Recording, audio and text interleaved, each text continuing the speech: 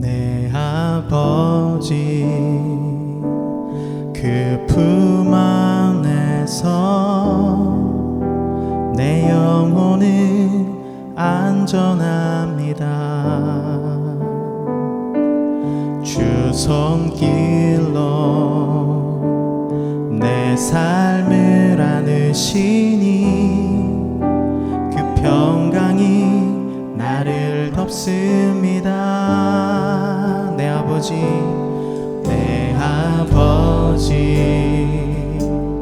그 품 안에서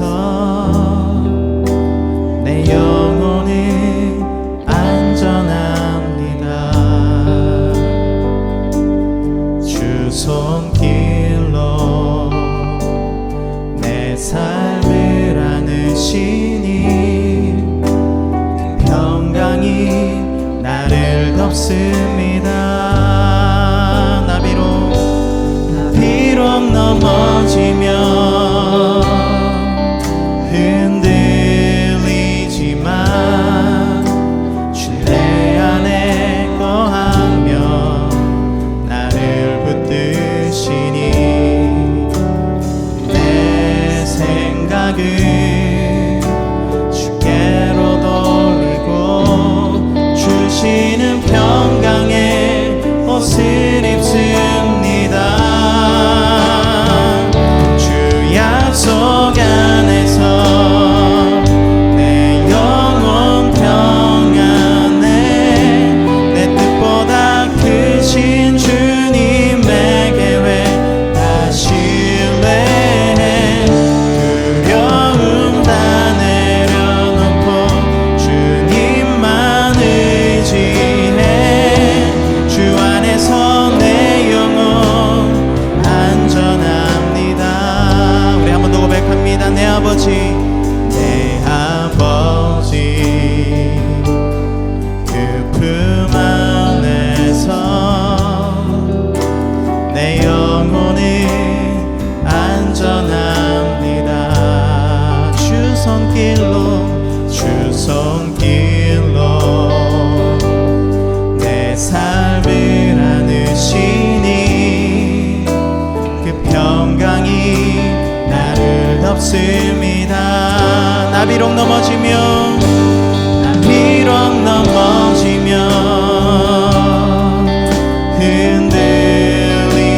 흔들리지만 주 내 안에 거하며 나를 붙드시니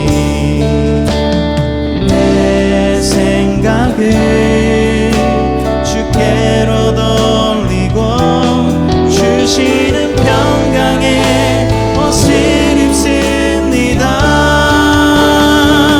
주 약속 안에서 내 영혼 평안해 내 뜻보다 크신 주님의 계획 다 신뢰해 두려움 다 내려놓고 주님만 의지해 주 안에서 내 영혼 안전합니다. 주 약속 안에서 내 영혼 평안해 내 뜻보다 크신 주님의 계획 다 신뢰해 두려움 다 내려놓고 주님만 의지해 주 안에서 내 영혼 안전합니다. 우리 시간 한번 기도합시다. 그렇습니다. 주님, 우리가 고백한 그 고백처럼 내 아버지 그 품 안에서 우리의 영혼이 안전함을 고백합니다. 하나님, 오늘도 우리를 보호하시고 우리를 붙드시는 하나님의 그 은혜 가운데 우리가 있음을 하나님 발견하오니 하나님, 우리의 모든 삶이 하나님과 늘 동행하는 삶임을 기억하며 한 걸음 한 걸음 걸어가는 우리들 되어질 수 있도록 주님 붙들어 주시옵소서. 특히나 요즘에 코로나가 다시 올라오고 있는 그런 상황입니다. 하나님, 감염자들이 많아지는 그런 상황 가운데 있습니다. 두려움과 또한 여러 가지 어려운 상황 가운데 있지만 하나님께서 우리와 함께 하실 때에 이 모든 것도 다 지나가게 됨을 믿음으로 바라보고 주님 앞에 믿음으로 나아가는 우리들 되어질 수 있도록 주님 붙들어 주시옵소서. 예배의 주인 되신 주님, 오늘 이 시간 우리 아버지 되시는 주님 앞에 나아갑니다. 우리의 마음을 받아 주시옵소서. 우리 주님 한번 찾고 우리 함께 기도합니다. 주여,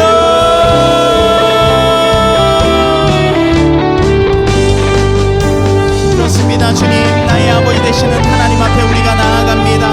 하나님, 나의 아버지 되시는 하나님께서 나를 보호하시고 나를 지키시며 오늘도 나와 함께 하심을 하나님 우리가 고백합니다. 하나님, 우리가 매일의 삶 가운데 하나님의 그 은혜를 고백하며 살아갈 수 있도록 주님 붙들어 주시옵소서. 하나님, 특히나 요즘에 코로나가 더욱더 심각해지고 있습니다. 하나님, 여러 가지 어려운 상황 가운데 있습니다. 하지만 하나님께서 이 모든 상황 가운데서도 가장 온전하고 가장 우리에게 하나님 필요한 그 길로 인도하여 주실 것을 믿사오니 하나님, 우리의 두렵고 떨리는 그 마음 가운데에 하나님께서 부어주시는 평안의 마음 주님 허락하여 주시고 육신의 어려움 가운데에 하나님의 그 평안이 임할 수 있도록 주님 인도하여 주시옵소서. 하나님, 우리의 심령이 주님 안에서 평안한 가운데 나아가기를 원합니다. 하나님을 바라보기를 원합니다. 주님 인도하여 주시옵소서. 주님의 그 보좌 앞으로 오늘도 주님 앞에 나아갑니다.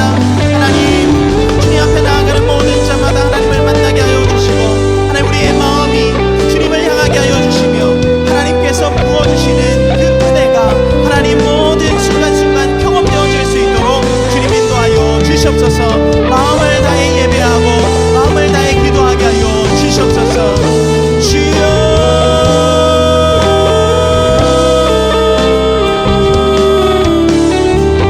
주 약속 안에서, 주 약속 안에서 내 영혼 평안해. 내 뜻보다 크신 주님의 계획 다 신뢰해. 두려움 다 내려놓고 주님만 의지해.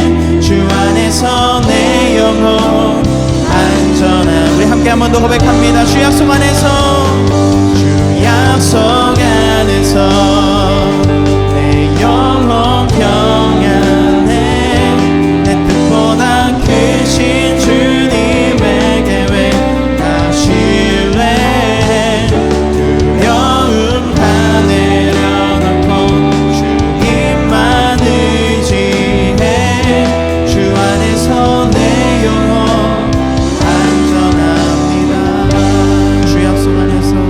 주 약속 안에서 내 영혼 평안해.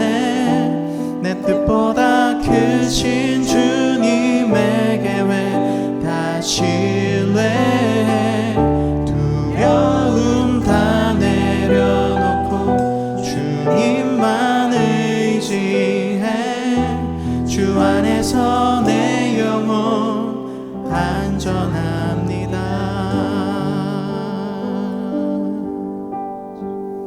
우리의 모든 두려운 마음을 주님 앞에 내려놓고 하나님의 그 품에 안깁니다. 하나님께서 우리 아버지 되시고 하나님께서 우리를 보호하심이 하나님 늘 경험되어지는 우리의 삶 되어질 수 있도록 주님 붙들어 주시옵소서. 오직 주님께서 나의 갈급함을 채우시는 분임을 믿습니다. 오늘 이 시간 간절한 마음마다 주님 찾아가 주시옵소서.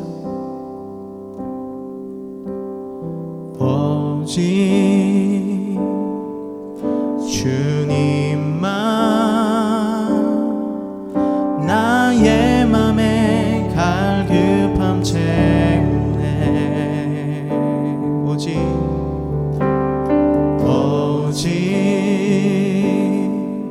주께만 더 가까이 가기를 원하네. 오직 주님만, 오직 주님만 나의 맘에 갈급함 채우네. 오직 주께만 더 가까이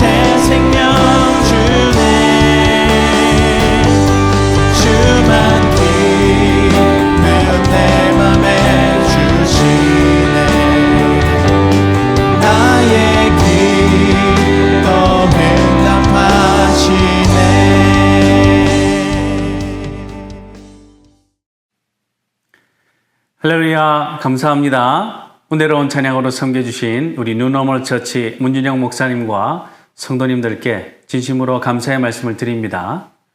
12월 12일 브리드교회 주일 예배로 나오신 여러분들을 주님의 이름으로 환영하고 축복합니다.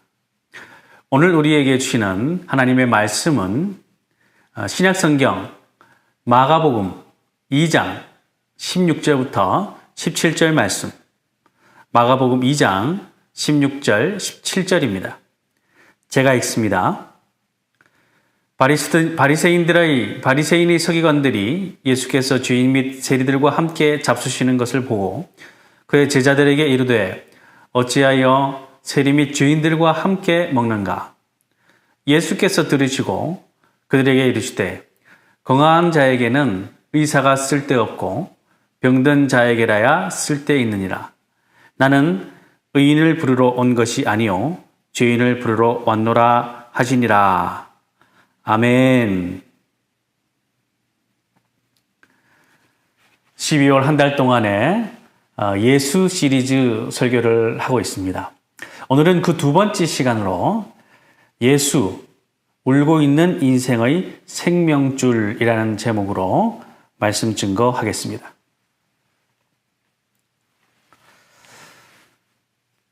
대부분의 사람들은 자기의 형편과 처지가 비슷한 사람들과 만나고 대화하기를 좋아합니다. 그리고 그런 분위기를 선호하죠. 그래서 새로운 사람을 만날 때도 그 사람과 내가 어떤 공통점이 있고 또 어떤 교집합이 있는가 하는 것을 찾습니다. 뭐 학교나 또 고향이 같으면 벌써 형님, 또 언니 그렇게 통하게 되고요. 또 해병대 몇 기다 그러면은 그 자리에서 충성을 표하기도 합니다. 학교나 뭐 고향이나 군대뿐입니까? 재산이나 취미, 또 사는 곳 뭐 이런 것들로 공통점을 발견하려고 합니다. 이렇게 서로 교집합이 많으면 많을수록 더 공감하고 친해질 수 있는 가능성이 많기 때문이죠. 그러나 교회는 그렇게 모인 것이 아닙니다. 그런 공통의 인생 사연을 교집합으로 하는 곳이 교회가 아니기 때문입니다. 우리는 다 다르죠. 나이도 다르고 학벌도 고향도 뭐 재산, 취미 다 다릅니다. 그러나 교회가 가지고 있는 유일한 교집합이 하나 있는데 그것은 바로 예수 그리스도십니다. 아멘 하시기 바랍니다. 사랑하는 여러분, 우리는 예수님 때문에 이곳에 모여 있습니다. 예수에 대한 우리의 고백이 바로 우리의 공통 분모인 거죠. 그 예수님이라는 공통 분모를 가지고 예수님을 생각하고 예수님을 알아가고 또 예수님의 일을 하는 사람들, 그 사람들이 바로 저와 여러분인 것입니다. 오직 예수님만이 우리의 공통 분모가 되는 것, 이것이 교회의 본질입니다. 그런데 이런 교회의 본질을 벗어나서 세상의 조건과 환경을 기준으로 서로 비슷한 사람들끼리만 사귀고 교제한다면 그것은 교회의 본질에서 벗어난 일이라고 할 수 있을 것입니다. 교회는 그저 예수님 닮기 위해 모인 곳이에요. 예전에 사역하던 교회에서 남성 목장이 새롭게 구성이 된 적이 있었는데 그 목장에는 공교롭게도 대학 교수님이 두 분이나 포함되어 있었습니다. 그런데 거기 셀 리더, 목장 리더로 세워진 분이 학력이 중졸이었다고 그래요. 참 이게 도저히 어울릴 수 없는, 참 잘되기 쉽지 않은 목장이다. 제가 그렇게 생각을 했는데 너무너무 잘 모이고 또 너무너무 잘 놀고 또 심지어 전도도 해서 부흥까지 하는 그런 목장이었습니다. 다른 게 아니었어요. 거기 리더가 예수님처럼 거기 목장 식구들을 잘 섬겼고 목장 식구들도 예수님 닮는 것을 목적으로 모였다 하는 것이 분명한 사람들이었기 때문이었습니다. 그러니까 목사는 그 목장이 잘 될까 염려를 하는데도 그분들은 사회적 지위나 뭐 형편이나 처지가 문제가 되지 않았던 거죠. 목사는 그런 공동체에서 하나님 나라를 봐요. 다시 한번 하나님 나라는 분명히 있구나 하는 것을 느낍니다. 그렇게 교회는 서로 다른 사람들이 모여서 예수님처럼 사랑하고 수고하고 섬기는 일이 일어나는 곳이에요. 그래서 서로의 모습에서 예수님이 보이고 또 예수님이 느껴지는 곳. 그래서 우리가 그런 찬양하지 않습니까? 형제의 모습 속에 보이는 하나님 형상 아름다워라. 여러분, 교회는 그렇게 사랑하고 섬기면서 하나님 나라 백성으로 자라가는 곳입니다. 한 선배 목사님이 수십 년 목회를 하면서 자기가 깨달은 것이라고 이런 얘기를 전해주시는데, 교회에는 네 종류의 사람들이 있다는 거예요. 첫 번째는 세상에서는 강하지만 교회에서는 약한 사람들입니다. 이 사람들은 세상에서는 좋은 환경과 조건을 가지고 힘도 있고 그렇지만은 교회만 오면 낮아지고 섬겨주는 일을 잘 감당하는 사람들입니다. 하나님을 두려워하고 순종 잘하는 사람들. 그 사람들이죠. 두 번째는 세상에서는 약한데 교회에서 강한 사람들입니다. 세상에서는 그냥 꼭 양처럼 사는데 교회만 오면 사자로 변하는 사람들이 있어요. 교회에서 목소리 크고 또 군림하려고 하는 것. 교회에서 어떤 자기의 자아 실현을 하려고 하는 것들. 세상에서 못 이룬 성공을 교회에서 이루려고 하는 그런 사람들이 두 번째입니다. 세 번째는 세상에서도 강하고 교회에서도 강한 사람들이에요. 무슨 얘기일까요? 세상의 지위와 힘을 교회에서도 사용하고 또 그 힘을 인정받고 교회에서도 인정받고 싶은 사람들이에요. 이 사람들은 교회가 무엇인지 잘 모르는 사람들입니다. 교회나 세상이나 뭐 다를 게 있겠어? 그렇게 생각하는 사람들이죠. 그리고 마지막 네 번째는 세상에서도 약하고 교회에서도 약한 사람들입니다. 이 사람들은 정말로 불쌍한 사람들이고 주님의 긍휼을 구할 수밖에 없는 사람들입니다. 자, 여러분들은 어디에 속하십니까? 나는 교회에서 어떤 사람인가? 그리고 다른 사람들은 나를 어떤 부류로 인식하고 있는가? 이것이 참 중요하죠. 그것은 우리의 신앙생활이 우리의 신앙과 삶을 말하는 것이기 때문입니다. 강하다, 약하다 하는 문제는 세상 속에 살아가는 우리에게 너무너무 중요한 문제지만요. 사실 성경에는 이런 것에 별 관심이 없습니다. 주어진 것, 타고난 것, 심지어 내가 땀 흘리고 노력해서 이룬 것까지도 하나님 나라를 깨닫고 알게 하려는 그 재료에 불과한 것이라고 성경은 말하고 있습니다.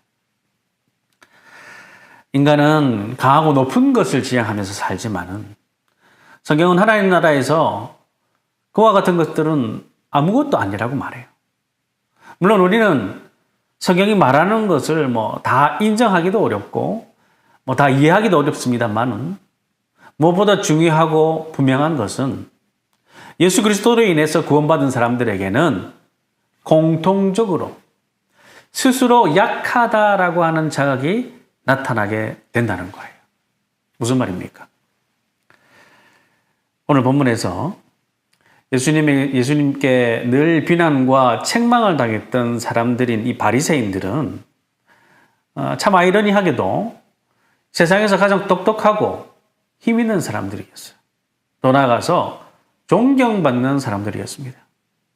가정 공부를 많이 했고 또 율법대로 또 말씀대로 살려고 노력했고 그래서 마침내 지도자의 반열에 오른 그런 사람들이에요. 항상 사람들을 가르치고 또 높은 자리에 앉고 또 길거리에서 누굴 만나면 먼저 인사를 받는 사람들입니다. 이를테면 이들은 세상에서도 강했고 또 교회에서도 강한 사람들인 거죠. 이들이 오늘 예수님이 하시는 일이 가장 강한 반발을 하고 있어요. 16절을 보십시오. 바리새인들의 서기관들이 예수께서 죄인 및 세리들과 함께 잡수시는 것을 보고 그의 제자들에게 이르되 어찌하여 세리 및 죄인들과 함께 먹는가? 예수님 당시의 세리와 죄인들은 약한 자들이었습니다. 이들은 바리새인들을 상대적으로 돋보이게 만드는 그런 존재들이에요. 나는 다르다. 나는 너희들과 다르다. 이것이 바로 바리새인들이 자기 자신을 자각하는 그 뿌리였고 그 스스로 정체성의 동력이었던 것입니다. 그런데 예수님은 이런 바리새인들의 편이 아니었어요. 오히려 누구도 인정하지 않은 그 과부와 세리와 같은 사람들, 그들을 가까이 하셨습니다. 그것은 그 사람들의 행위나 행편이 의롭다라든지 바람직했다라든지 그렇기 때문이 아니에요. 예수님이 세리와 과부를 사랑했다. 세리와 과부를 더 사랑했다라기보다는 늘 더 불쌍히 여겼다라는 말이 맞을 것입니다. 그들은 언제나 세상에서도 약했고 교회에서도 약한 사람들이었습니다. 그들은 늘 불쌍히 여겨달라는 마음을 갖고 살았어요. 그리고 실제로도 불쌍한 사람들이었죠. 반면에 예수님께서는 바리새인들에게 위선자들이라고 하셨습니다. 그들이 가르치는 가치는 다르지만은 그들의 사는 모습을 따라서는 절대로 안 된다. 그렇게 말씀하셨어요. 마태복음 23장 3절. 그러므로 무엇이든지 그들이 말하는 바는 행하고 지키되 그들이 하는 행위는 본받지 말라.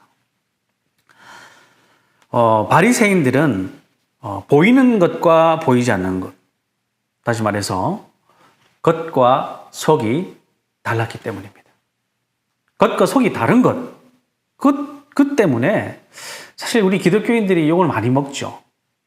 그런데 여러분 생각해 보면 세상에 겉과 속이 같다고 말할 수 있는 사람이 얼마나 있을까요? 우리는 간혹 가다가 겉과 속이 거의 비슷한 분들을 만나서 참 존경스럽다 그런 얘기를 하기도 하지만은 그것 또한 우리가 그 사람의 겉만 보고 판단하는 것일 뿐입니다. 그 속을 알 수가 없죠. 그 속을 정말 알 수 있는 분은 하나님밖에 없습니다. 사람들 중에서 정말 노력하고 애를 써서 어느 정도 겉과 속이 같아지는 그런 인격과 실력을 갖추는 사람들도 있겠죠. 그러나 여러분 그것은 성경이 요구하는 것이 아닙니다. 하나님께서는 우리에게 열심히 노력해서 겉과 속이 같은 자가 되라. 이걸 원하시는 것이 아니라 겉과 속은 같지 않다. 겉과 속이 같은 사람이 되는 것은 정말로 쉽지 않다. 이것을 인식하고 하나님의 긍휼을 구하라 하는 것이 우리 성경이 바로 진정 우리에게 요구하는 것입니다. 예전에 있던 교회에서 아프리카 에티오피아에서 사역하고 계시던 선교사님이 안식년이 되어서 들어오셔서 오후 예배 때 선교 보고를 해 주신 일이 있었습니다. 그 선교사님이 계신 지역에는 한국인 선교사, 외국인 선교사, 아니 그냥 한국인들도 하나도 없다고 그러시면서 그래서 때로는 자기가 너무너무 외롭다 그렇게 말씀을 하셨어요. 제가 앉아서 그 얘기를 듣는데 선교사 보내놓고 교회가 벌써 16년을 오지에서 힘겹게 사역하시는 그 선교사님, 교회가 외롭게 하지는 말아야 할 것이 아닌가. 제가 그래서 그날 그 선교사님의 선교 보고가 끝이 나고 강단에 올라와서 그런 말을 한 거예요. 여러분, 저와 함께 에티오피아로 갑시다. 우리가 보낸 선교사님 적어도 외롭게 하지는 않아야 할 것 아니겠습니까? 온 성도들이 아멘 그랬어요.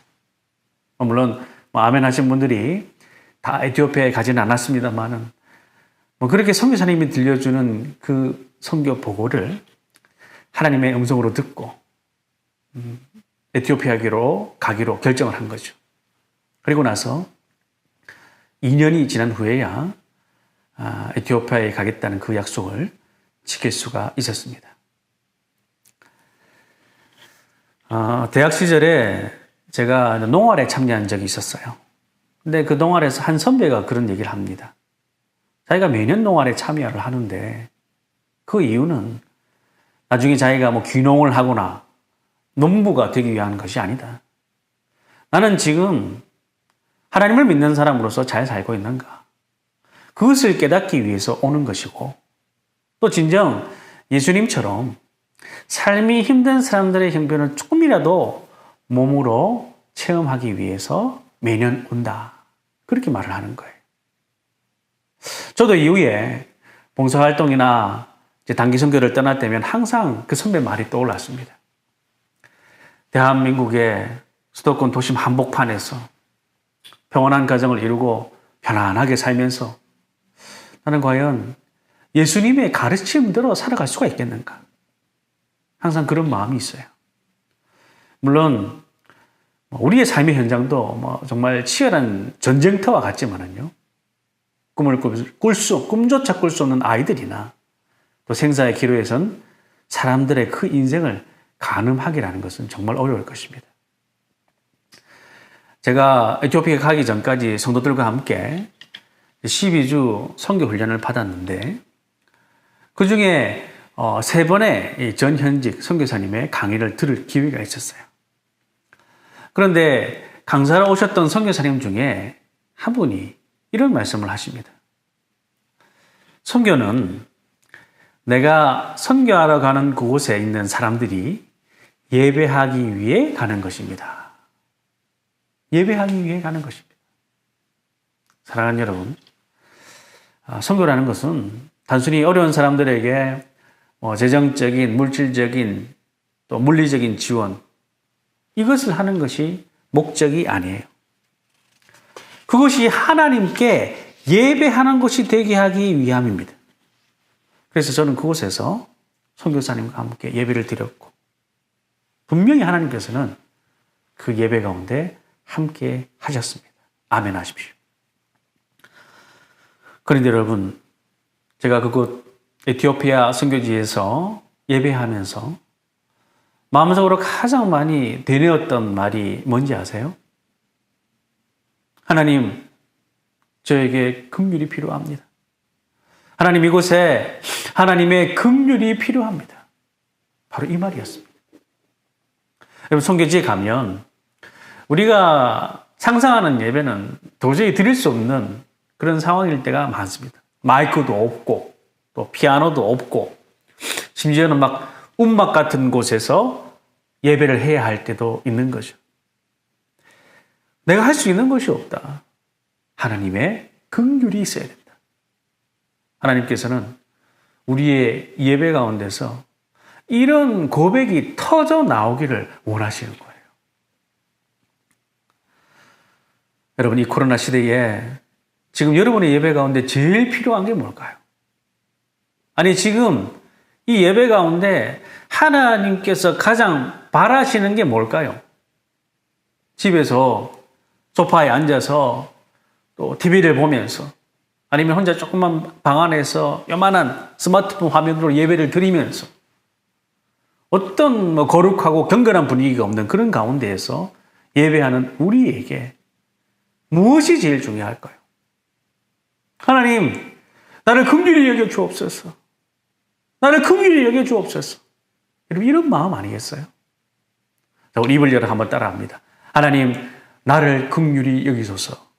하나님, 나를 긍휼히 여기소서. 아멘 하십시오. 누가복음 18장에 보시면은 바리새인들이 사람들에게 잘 보이는 곳에 올라가서 손을 들고 기도하는 장면이 나와요. 하나님, 저는 일주일에 2번씩 금식합니다. 세리처럼 남의 것을 훔치지도 않았고 11조도 꼬박꼬박 냅니다. 하나님 들리세요? 하나님 들리시냐고요? 저는 저 세리와 다릅니다. 나는 다른 사람이에요. 이렇게 말해요. 자랑스럽고 떳떳하고 부끄러움이 없습니다. 근데 반면에 세리는 어떻게 해요? 멀찌감치 서가지고 감히 눈을 들어 하늘을 쳐다보지도 못하고 다만 가슴을 치면서 이렇게 말을 하는 거죠. 누가복음 18장 13절. 하나님이여 불쌍히 여기소서 나는 죄인으로소이다. 예수님의 비유 속에 등장한 바리새인과 세리에 대한 평가가 어땠습니까? 예수님께서는 세리가 옳다고 말씀합니다. 세리가 옳다. 무슨 얘기예요? 세리, 장녀, 과부, 고아, 병자들, 이 사람들은 예수님 시대의 약자로 대표되는 사람들입니다. 이들은 세상으로부터 차별받았고 자기들 스스로도 차별되어 받는 것에 대해서 당연하게 생각했어요. 그들의 형편도 또 사는 모습도 자랑할 만한 것이 전혀 없었습니다. 그렇다고 해서 또 특별히 믿음이라고 분명하게 나타낼 수 있는 것도 없었어요. 모든 면에서 바리새인들과 비교가 안 됐죠. 보통의 수준에도 미치지 못하는 그런 사람들이었습니다. 그런데 예수님께서는 그들을 사랑하셨어요. 그리고 그 사람들을 자꾸 찾으셨고 심지어 그 사람들에게 먼저 천국에 들어간다. 이렇게 말씀하십니다.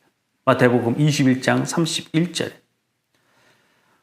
예수께서 그들에게 이르시되 내가 진실로 너희에게 이르노니 세리들과 창녀들이 너희보다 먼저 하나님 나라에 들어가리라.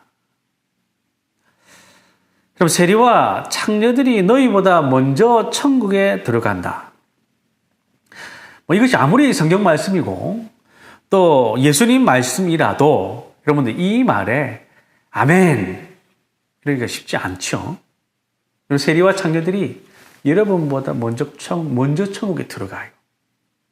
아멘이 나옵니까?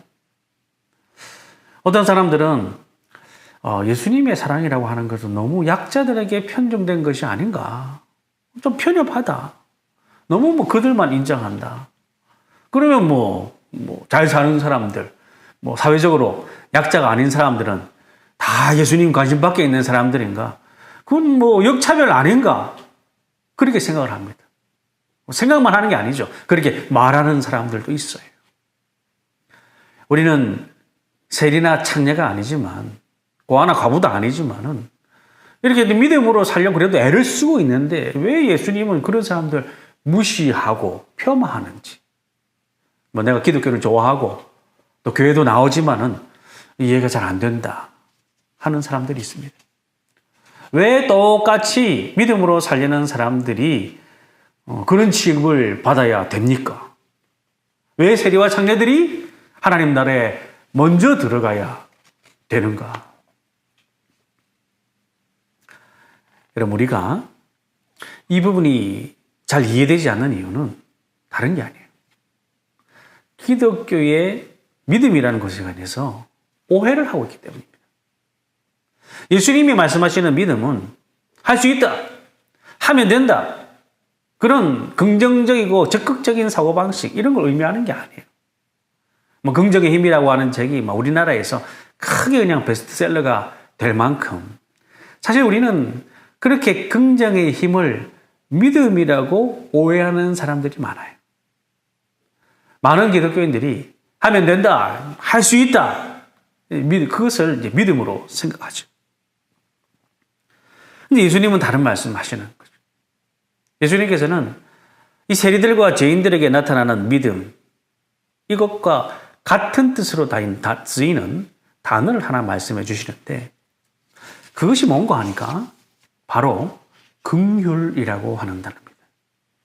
세리와 죄인들은 늘 긍휼을 구하는 마음을 갖고 살았어요. 긍휼이라고 하는 것이 여러분 뭐예요? 불쌍히 여기는 것 아니에요? 용서와 도움을 구하고 사랑하는 것. 위에서 아래로 쏟아 부어지는 그런 특징을 갖고 있는 단어가 긍휼입니다.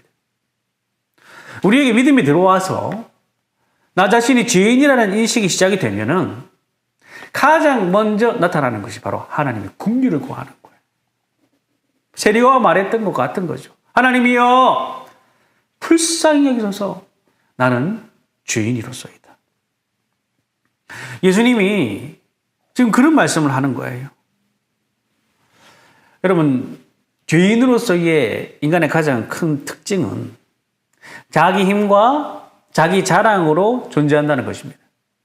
자기 존재성을 구현하는 것, 이것이 가장 큰 인생의 목적이 되는 거죠.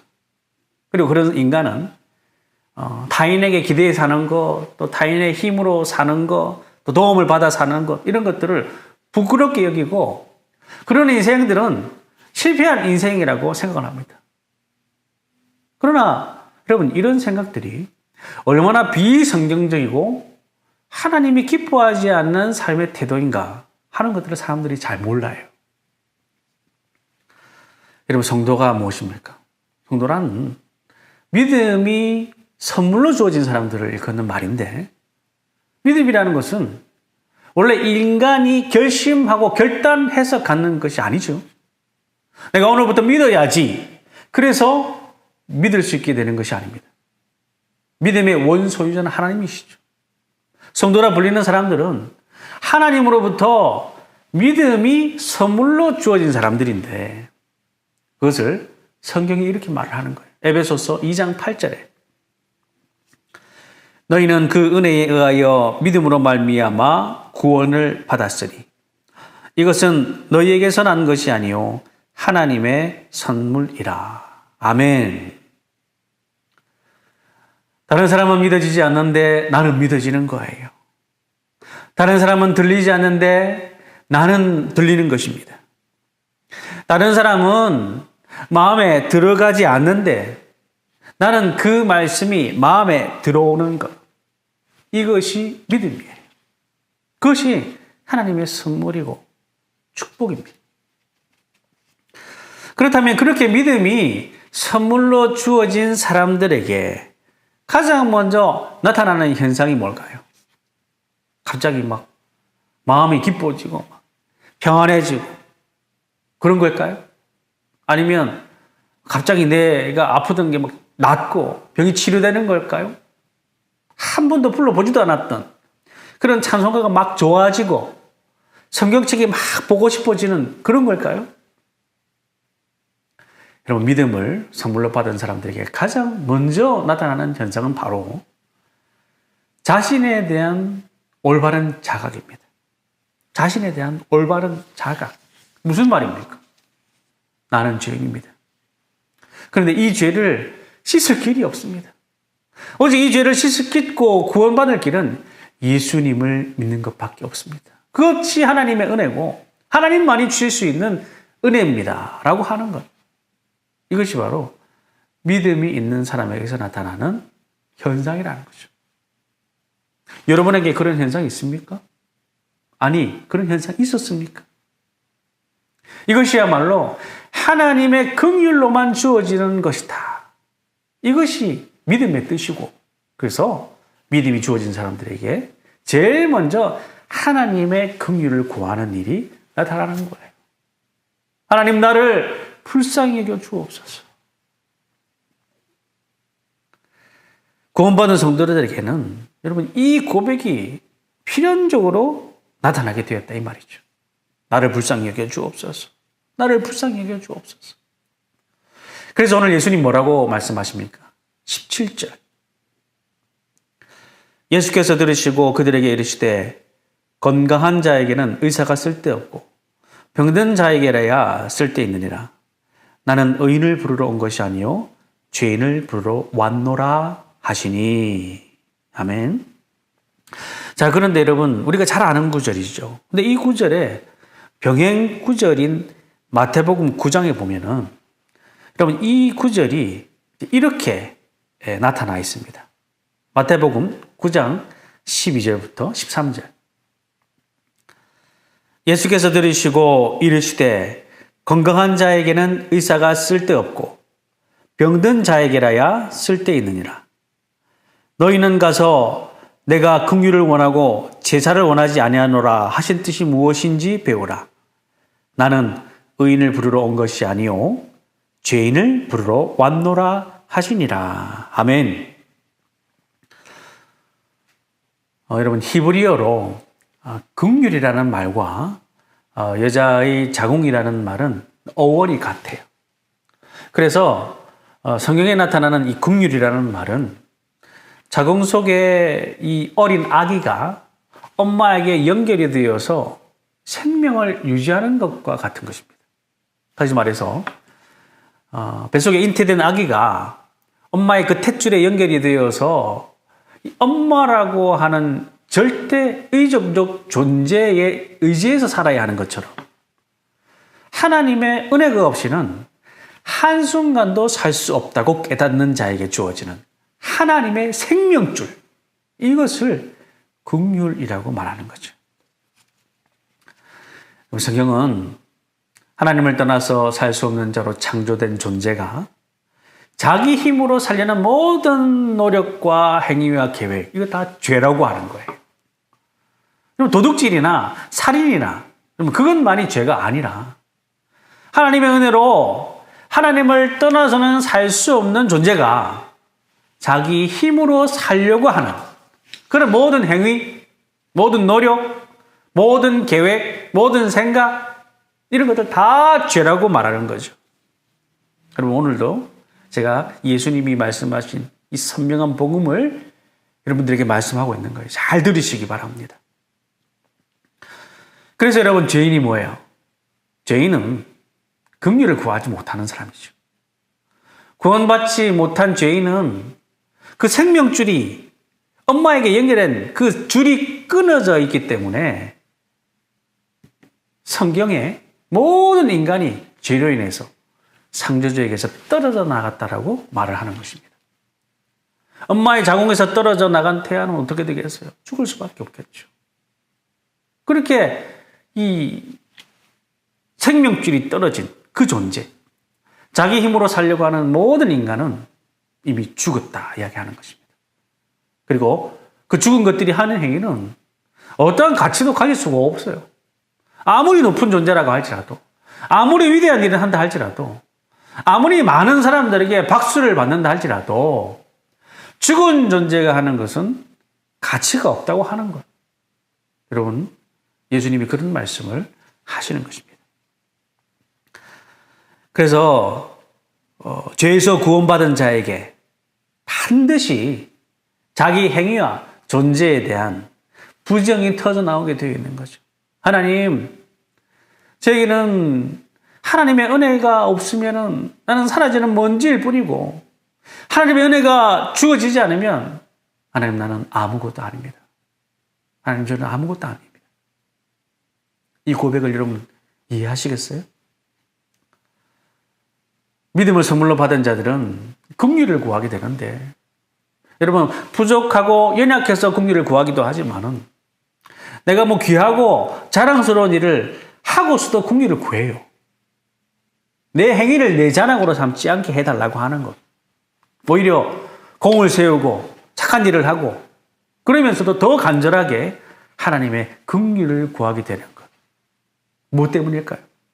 그것은 내가 하는 착한 행위가 내가 행한 모든 행위들이 하나님보다 더 내 자랑이 되는 것이 아닐까 하는 그런 두려운 마음이 생겨나기 때문입니다. 여러분, 인간은 자기가 하는 행위에 자부심을 가지고 또 자기가 한 행위에 보답을 받으려고 살아가죠. 그것이 인생의 목적입니다. 내가 하나님을 위해 한 행위를 할지라도 그것이 내 자랑이 될까봐 두려워서 하나님, 나를 불쌍히 여겨 주옵소서. 이 긍휼을 구하는 것. 그런 사람들을 보고 성도라고 말하는 것입니다. 여러분, 그런 성도가 정말로 목지고 근사한 성도예요. 모두가 칭찬하는 그 믿음의 행위를 하면서도 나 스스로 마음이 높아질까 두려워하는 사람. 내 자랑이 되지 않도록. 선한 일을 하다가 또 낙심하지 않도록 하나님의 긍휼을 구하는 것이죠. 그것은 스스로 약하다라고 하는 것을 자각하는 사람. 하나님의 은혜가 없는 나는 죄에 빠질 수밖에 없습니다. 하나님의 은혜가 없으면 하나님 나는 아무것도 아닙니다. 아무리 위대한 일을 했다 할지라도 하나님 저는 은혜가 아니면 망할 수밖에 없습니다. 여러분 믿음이 있는 사람은 이런 사람이에요.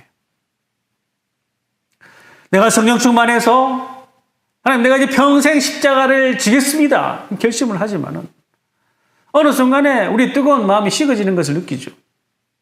자꾸만 인정받고 싶고 칭찬받고 싶은 마음이 생겨납니다.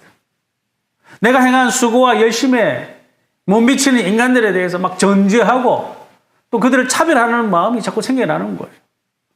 그러지 않으려고 하는데도 그게 잘 안 되죠. 근데 그것을 깨닫고 고백하는 것. 그러지 않으려고 하는데 그것이 안 되는 것을 하나님 앞에 고백하러 나오는 것. 그것을 믿음이라고 하는 거예요. 하나님의 은혜가 아니면 나는 지옥 가는 인생입니다. 성령님이 나를 도와주시지 않으면 제가 이렇게 말씀을 전하는 목사로 사는 것, 여러분 어림도 없어요. 여러분 장로로, 권사로, 집사로 사는 것, 여러분 어림도 없습니다. 하나님이 도와주시지 않으면 여러분 오늘 이 시간 우리가 예배 드리는 것 어림도 없다는 것이죠. 그것을 깨닫고 선한 일을 하고 선한 일을 하면서도 간절하게 하나님을 구하는 것, 그것이 구원받은 성도들의 모습이다. 여러분 뭐 특별하게 대단한 사람들이 없어요. 우리 모두가 다 스스로의 부족함을 하나님께 고백하고 하나님의 긍휼을 구하고 그렇게 예배하러 나온 줄 믿습니다. 사랑하는 여러분, 예수님의 복음은 절박함이 있는 사람들에게만 생명이 되는 거예요. 하나님의 말씀은 절박한 자들에게 은혜로 부어지는 것입니다. 여러분 굶어 죽기 직전의 사람과 먹을 것이 막 사방에 깔려있는 그런 사람에게 어찌 빵 하나의 의미가 똑같을 수가 있겠어요? 제가 선교지에 갔다 온 것은 평온한 삶에 안주하여서 예수님의 말씀이 들리지 않은 우리에게 다시금 주님의 음성을 듣게 하는 현장이 되었습니다. 나는 하나님의 긍휼과 은혜 없이는 살 수 없는 사람입니다. 나는 하나님이 불쌍히 여겨주시지 않으면 살 수 없는 사람입니다. 하나님이 긍휼히 여겨주시지 않으면 여러분 내 모든 행위가 내 자랑이 되는 거예요. 그러면 어떻게 된다고요? 그것이 죄가 되는 거죠. 하나님이 긍휼을 베푸시지 않으면 나는 지옥 갈 수밖에 없는 인생이에요. 그 절박함으로 하나님을 바라보는 자, 그가 바로 성도예요. 예수님의 은혜가 아니면 나는 살 수가 없습니다. 예수님의 은혜가 아니면 나는 살 수가 없습니다. 오늘 이 고백이 여러분 가운데서 터져나오기를 주님의 이름으로 축원합니다.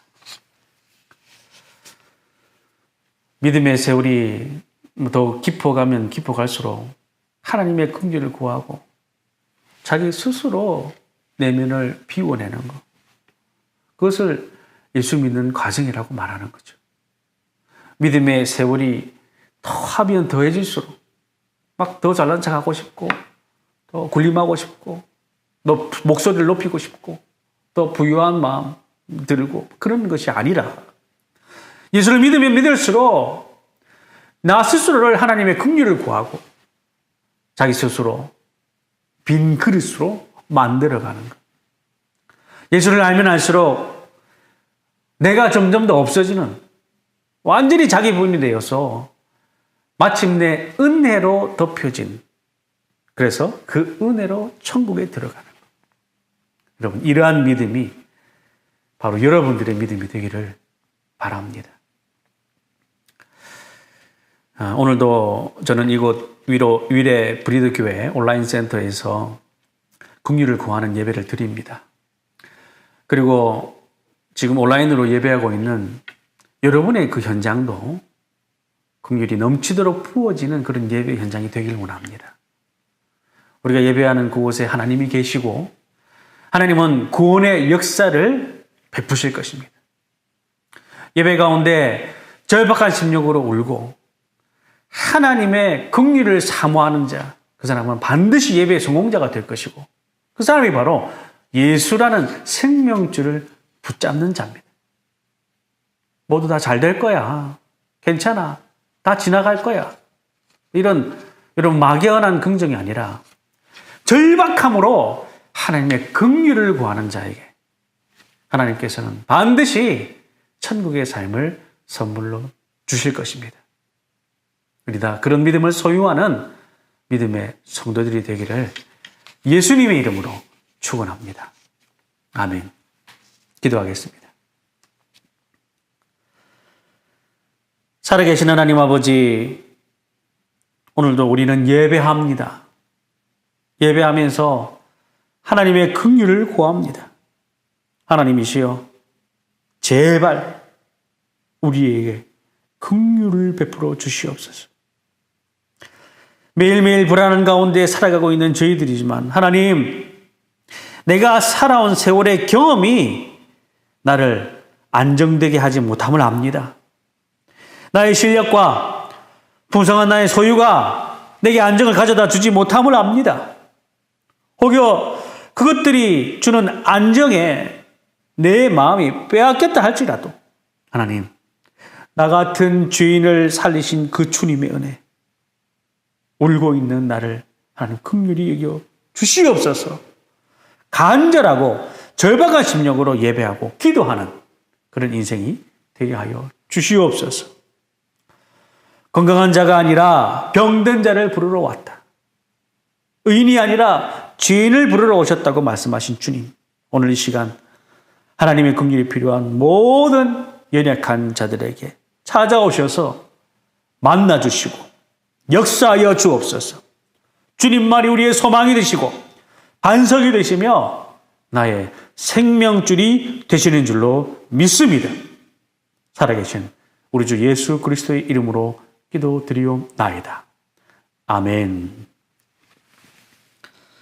이제는 내 생명이 되시고 소망이 되시며 내 힘과 능력이 되시고 내 삶의 이유가 되시는 우리 주 예수 그리스도의 은혜와 하나님 아버지의 극진하시고 놀라우신 사랑과 성령 하나님의 위로하시고 인도교통 충만하심이 주님 앞에 나올 때마다 하나님의 크신 긍휼을 구하는 자, 내가 잘 살든지 못 살든지 그것이 내 자랑과 내 강함이 되지 아니하고 부끄러운 죄인 오늘도 주님 앞에 나왔습니다.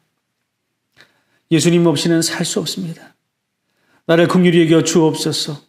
그렇게 고백하며 그렇게 믿음의 길 걸어가기를 소망하는 오늘 함께 예배를 드린 모든 믿음의 성도들 머리 위에와 이들의 가정과 일터와 자녀들과 모든 산업들과 육신과 마음의 질병으로 고통받는 환우들과 군생활 중에 있는 자녀와 해외에서 생활하는 성도들, 더 나은 미래를 향해 세상에 맞서 도전하고 노력하는 이 땅의 청년들과 육아와 생계와 자신의 삶과 부모의 삶 가운데서 혼란스러워하면서도 좋은 부모가 되기 위하여 몸부림치며 살아가는 엄마 아빠들 위해 생의 마지막 시간을 주님과 함께 보내리라 마음 먹고 매일매일 성실하고 감사하며 살아가길 원하는 우리의 부모님들 위해 한국 교회와 민족과 열방 위에 영원토록 함께 하시기를 간절히 축원하옵나이다. 아멘.